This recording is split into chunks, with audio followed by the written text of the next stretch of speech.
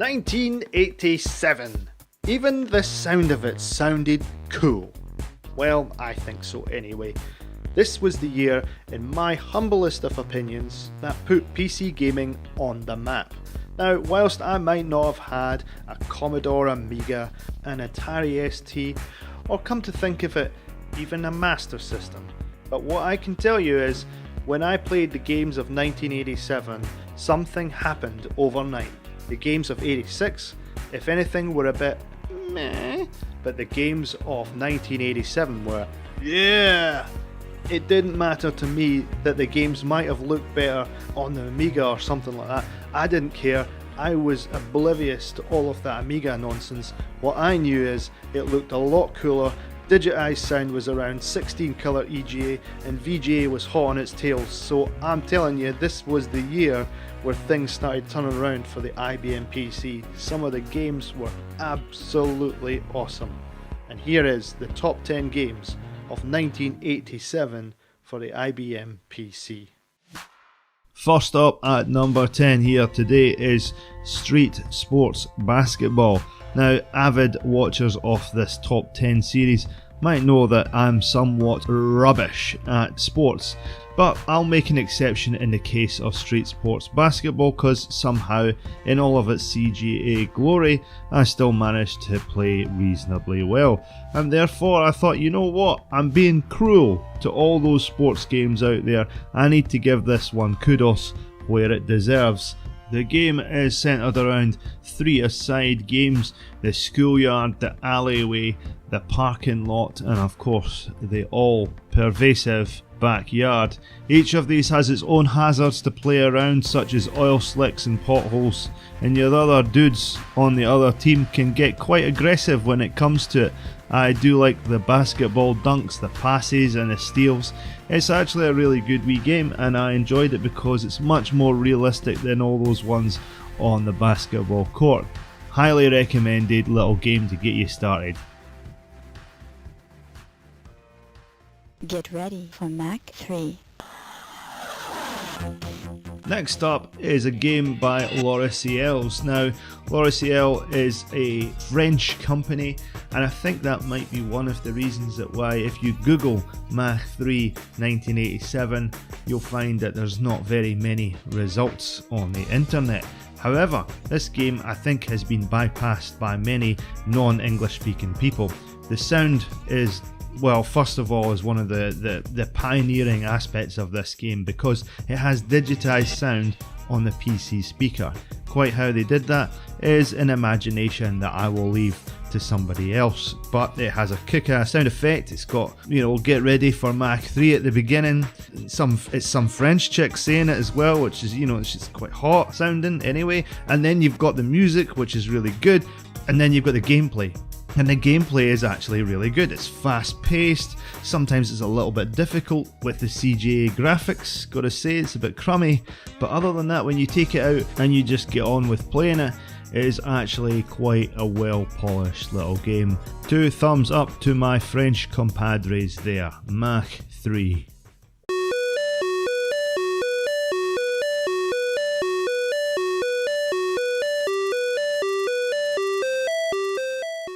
The next one in at number 8 is Sierra Online's Thexder. It is a game which I have a bit of a love-hate relationship with. Game was originally released in the arcades earlier on in the 1980s and certainly has a great graphical appeal. It is incredibly difficult, however, and will cause much frustration. I mean, just look at the amount of times that I died just trying to create this video alone. I mean, I did remember it, I sort of got the hang of it eventually, but jeez, I mean, if I want to get anywhere in this game, I'm seriously going to have to try. It is really hard. But once you get past that, and the increasing difficulty of the game, you find out that you're a robot, and you can change into, well, a jet. And I don't really understand the logic of that, but some Japanese guy somewhere thought that's that's pretty normal. You're a robot and you turn into a jet. Anyway, it's pretty cool. The weapon auto aims, and you can use a shield as well to protect you from all kinds of badness. So when you switch the shield on, it kind of runs out of energy, so you only have the shield for a finite amount of time. But all in all, Thexder is a real push forward in the era of games for the PC at the time, and I've got to say, it still stands up as one of the defining moments of PC gaming. Thexder from Sierra Online. Electronic Gaming Monthly's Sean Baby placed this game at number 16 in his 20 worst games of all time feature. Well, I'm going to place it in my 10 top games of 1987. Bad Street Brawler is a game where, well, it pretty much doesn't take itself too seriously. And if you bear that in mind when you're playing this game, it's actually a lot of fun. The character Duke Davis, he goes along the way to, beat up old ladies and strange old men who have swords. There's also other enemies such as gorillas and circus dwarfs who just happen to be on the same street, the bad street as it was. The old grannies, they throw their handbags at you, and well, the dwarves throw hammers. It's all very irregular. You know, this is no Double Dragon or Golden Axe. This is something else, and that's why I have a special place in my heart for Bad Street Brawler. Love the graphics, sound is horrible, but you know, it's infinitely playable. I love the different moves. 15 stages of just undeniably silly fun. Here we have another game which almost passes as sport. Mini Putt by Arkanoid Software. The ultimate challenge, apparently. I've heard that one before. But 4 players can either play a game or practice any hole on any course. And I've got to tell you, I'm rubbish at mini golf, but this one is a lot of fun. When I was going through all the hundreds of games from 1987, this one was in the back of the pile sort of stuff. I'll get to that eventually. And I sort of started playing it, and then I started laughing. This is actually quite a lot of good fun. And I was disturbing to me because I didn't expect it to be that way.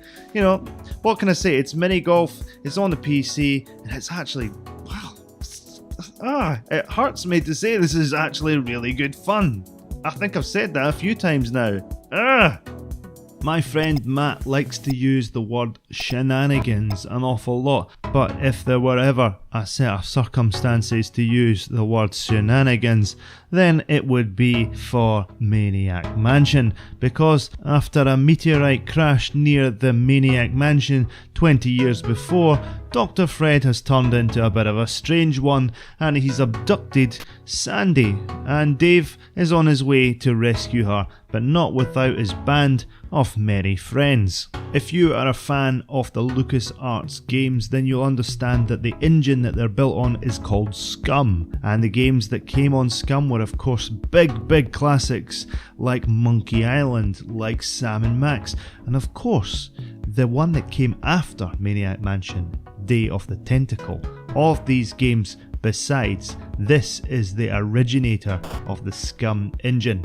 Maniac Mansion is a lot of fun. The graphics for 1987 were out of this world, and the gameplay was just amazing. However, if you go back and you've played games like Fate of Atlantis and Sam & Max and so forth, you go back to this one, you're like, the gameplay isn't as easy. You can die. I mean, in LucasArts games, you can die. What's that all about? But yeah, it's still a great game, and it does set the scene for any other Scum adventure that you ever play. So if you like your Scum adventures, you gotta go back to the grassroots and play this. Sometime in 1977, a portly little geezer by the name of Steve Wozniak decided to create a game called Breakout, and Breakout was awesome. Fast forward 10 years later, and many clones, you'll find the game Arkanoid. Well, Arkanoid is the ultimate Breakout clone. It's got power-ups galore, it's got neat little levels, it's got beautiful colours and sound effects, and basically everything you'd ever want in a bat and ball game. Even if the story is about as iffy as they come, I mean, just listen to this. The game's plot redefines the bat as the Vause spaceship and the ball as an energy bolt. Bricks form a mysterious wall stopping the ship from progressing to safety. Publisher's disclaimer, no LSD was used at the time of creating this game. Thank you. Do play it, it's Arkanoid, it's bloody brilliant.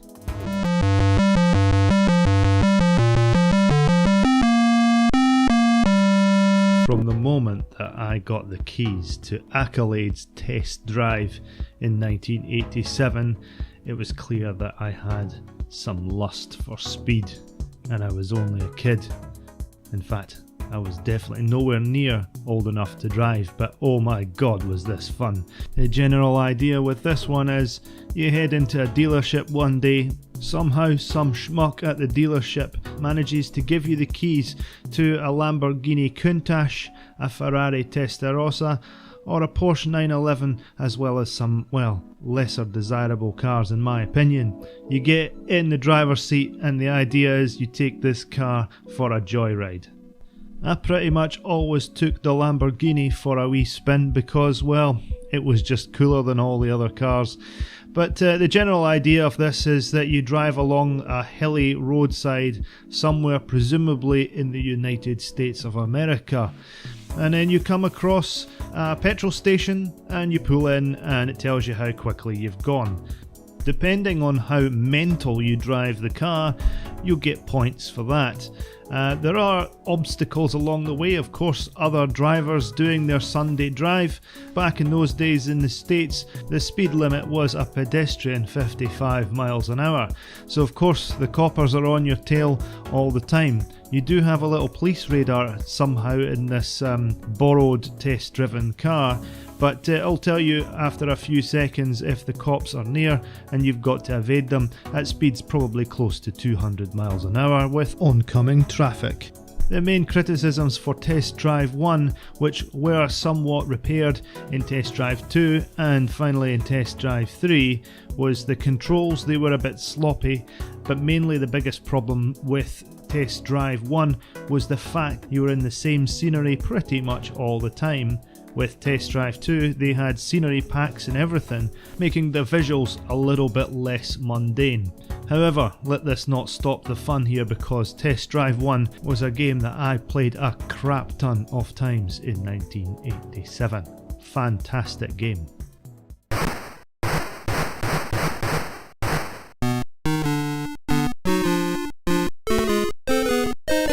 So I'm going to admit straight away that I am cheating here.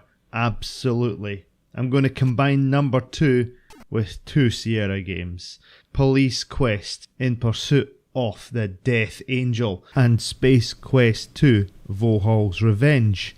Sonny Bonds is a small-town policeman who must fight against the rising tide of drugs in the city.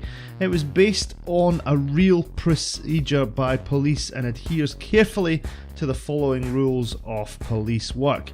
It's a really good game, although I played it in 1991 when the VGA version was out. This game is pretty damn good.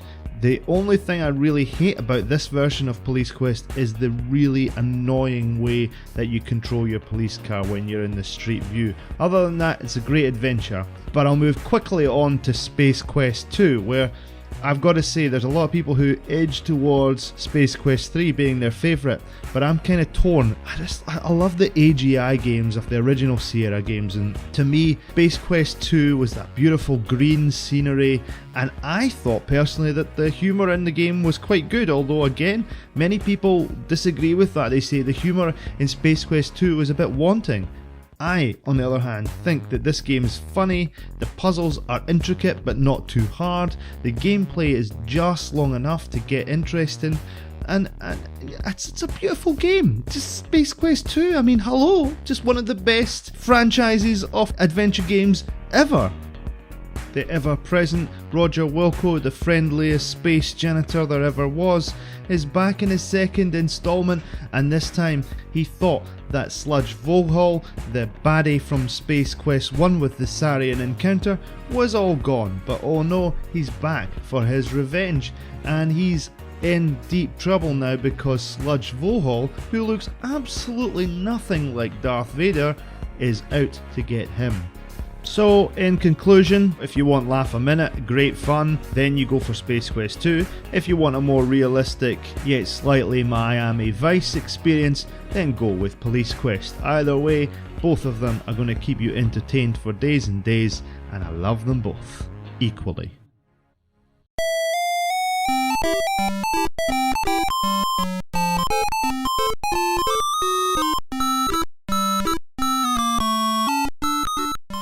What can I say? At number 1, it has to be the most formative game of my life. Leisure Suit Larry in the Land of the Lounge Lizards. Now, I actually reviewed this game back in March when my old man came round to visit me from the UK, so if you haven't seen that video, check on that one now. Bearing in mind that I was just a cherub when this game came out, I found it on the hard drive of a PC that my dad bought from his mate. The PC sat in the corner of the living room innocently until I found out how to use MS-DOS and change directory into a ominously titled directory called LL. Once I ran Leisure Suit Larry, well, the rest is history. Larry Laffer is your character, and he's a 38-year-old loser. He lives in his mum's basement, and it's basically make or break for him. He's decided that he needs to get his life in order, and he needs to find the woman of his dreams, and of course that all-important factor, needs to lose his virginity. Anything's possible, right? But when your personality is like Pee Wee Herman and your bank balance is like Bear Stearns circa 2009, this hapless little loser is going to need your help to achieve his mission. So, you head into the city of Lost Wages, and then you're on your quest. Let's just say the creator of this game, Allo, is a comic genius as well. There's so many funny little innuendos in this game. What I found amazing is that Allo himself was a high school teacher, and until Leisure Suit Larry, he was making Disney entertainment titles with Sierra. Initially, the sales of the game were pretty shambolic, and that was purely down to the reason that it received absolutely no marketing budget by Sierra because they thought it was probably quite lewd. But as time went on, of course, people started spreading the word about this entertaining smut, and all over the world it became a success. If you include the non-Sierra games, there were 9 follow-up games to Leisure Suit Larry across the years, and that is quite the enduring title.